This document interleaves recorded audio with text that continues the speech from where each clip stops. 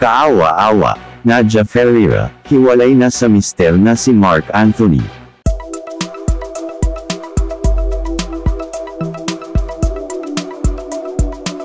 Kakapasok lang na balita ang masakit na sinapit ngayon ni Nadia Ferreira sa kamay ng kanyang asawang si Marc Anthony. Ayon nga sa balita, hiwalay na di umano ang dalawa. Ito ay matapos madatna ni Nadia ang asawang may kasamang babae.